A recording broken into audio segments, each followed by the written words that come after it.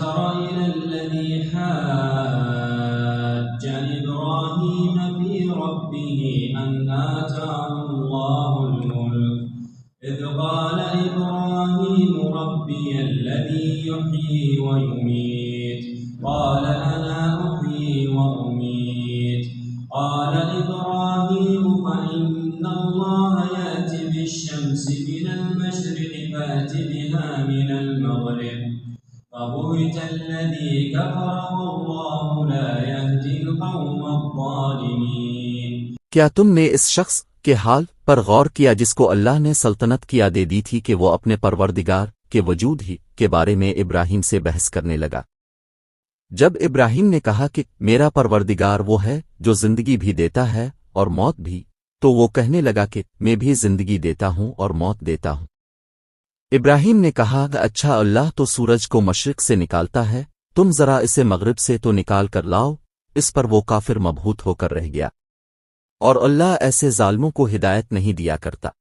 أو كالذي مر على قرية وهي خاوية على عروشها قال أنى يحيي هذه الله بعد موتها فأماته الله 100 عام ثم بعثه قال كم لبثت قال لبثت يوما أو بعض يوم قال بل لبثت 100 عام فانظر إلى طعامك وشرابك لم يتسنه وانظر إلى حمارك ولنجعلك آية للناس وانظر إلى العظام كيف ننشزها ثم نكسوها لحما فلما تبين له قال أعلم أن الله على كل شيء قدير۔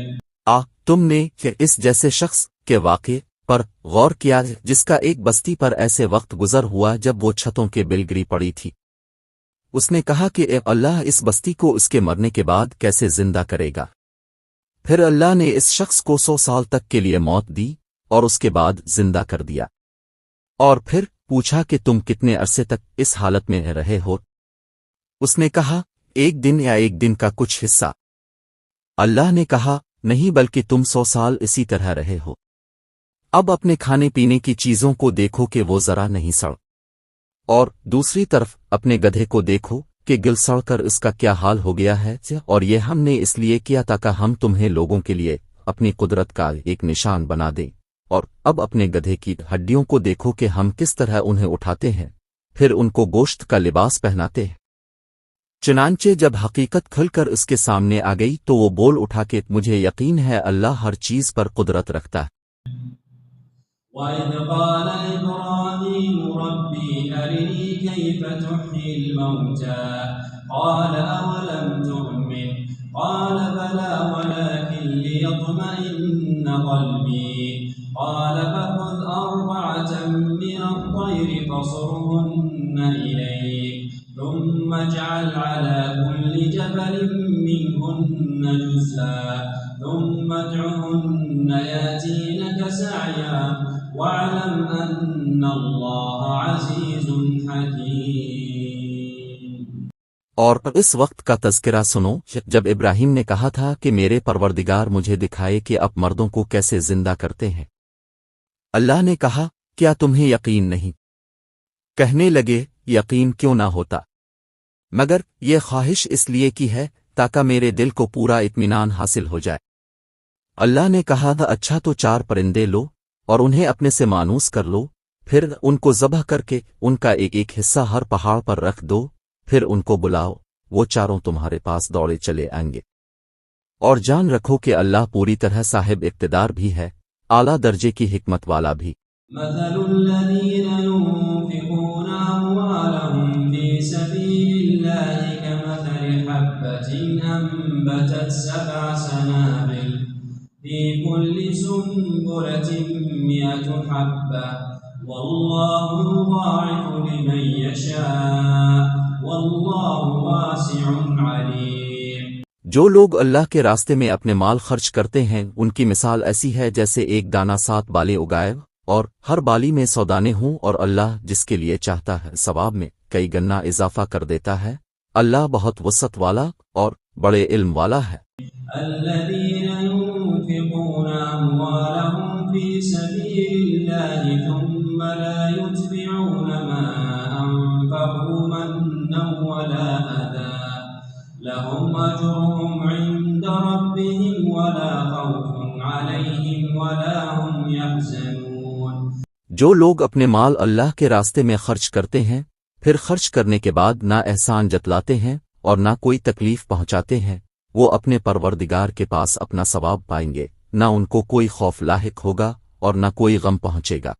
قول معروف ومغفرة خير من صدقة يتبعها أذى والله غني حليم۔ بھلی بات کہہ دینا اور درگزر کرنا اس صدقے سے بہتر ہے جس کے بعد کوئی تکلیف پہنچائی جائے، اور اللہ بڑا بے نیاز بہت بردبار ہے۔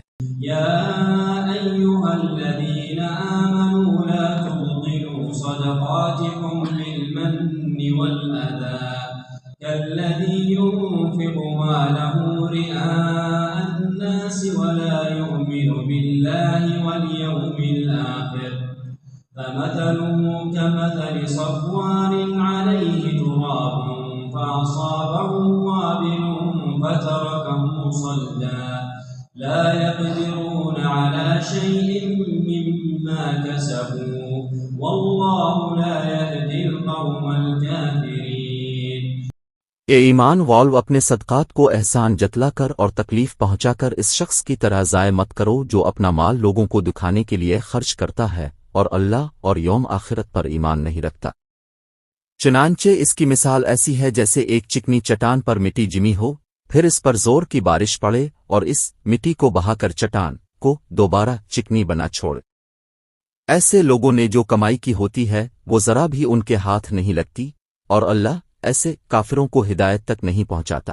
وَمَثَلُ الَّذِينَ يُنفِقُونَ أَمْوَالَهُمْ ابْتِغَاءَ مَرْضَاتِ اللَّهِ وَتَثْبِيتًا مِّنْ أَنفُسِهِمْ كمثل جنة بربوة أصابها وابل فآتت أكلها ضعفين فإن لم يصبها وابل فطل والله بما تعملون بصير۔